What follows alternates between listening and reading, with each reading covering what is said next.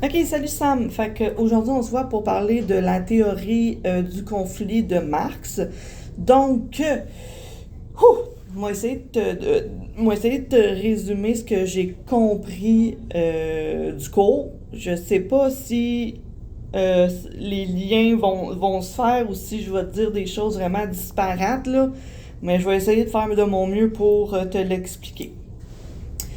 Donc, la théorie du conflit, c'est l'idée que la société est divisée par deux classes. Fait qu'on a la classe propriétaire, puis on a la classe travailleur. Dans le fond, Marx, c'est vraiment... c'est ça qui va être au cœur de sa théorie, dans le fond.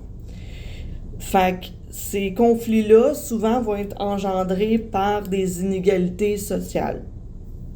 Puis, c'est ça. Puis là, on a parlé aussi que dans la société, il y a deux grandes parties. Tu as les infrastructures, puis tu as les superstructures. Puis, dans le fond, l'infrastructure, c'est tout ce qui a rapport, ben c'est les moyens de production.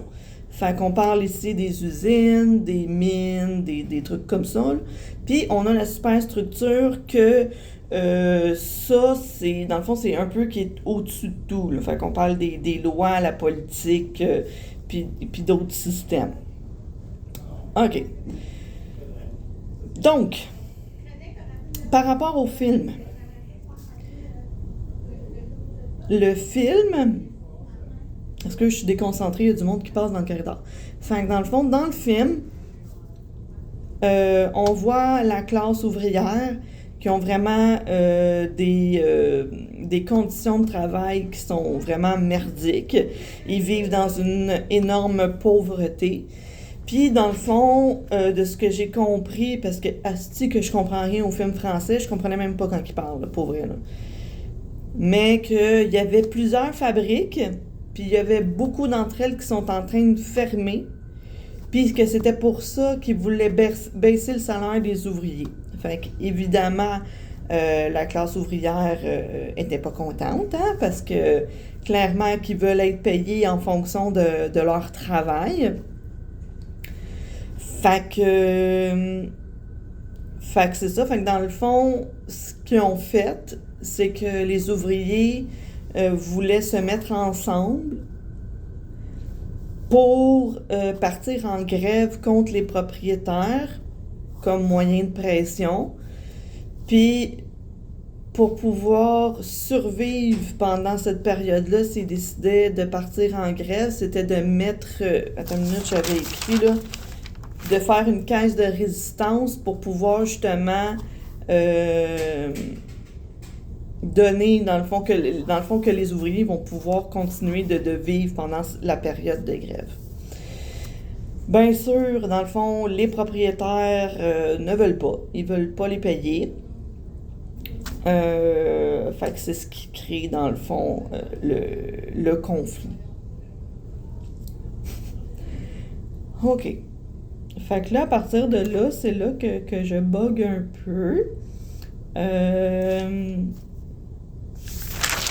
Je voulais te faire aussi des liens peut-être par rapport...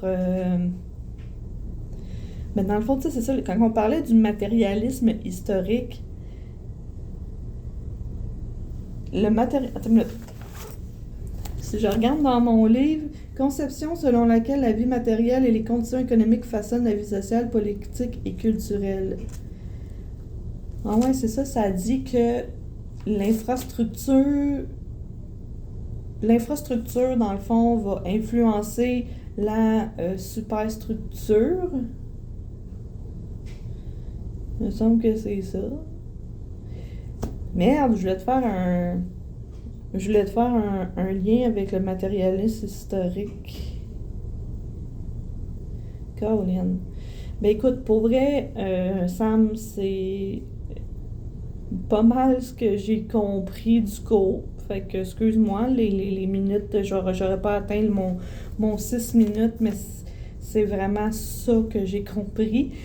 Fait que c'est un peu dur pour moi de faire une réflexion personnelle parce que je suis crissement pas en mesure de donner mon avis là-dessus parce que c'est encore en train de bouger dans ma tête, là, tu sais. Fait que je pense qu'il va falloir que je refasse de la lecture par rapport à ça puis des recherches pour placer, dans le fond, ma réflexion personnelle là-dessus. Fait que c'est ça. Fait que sur ce, je te souhaite une belle journée. Au revoir.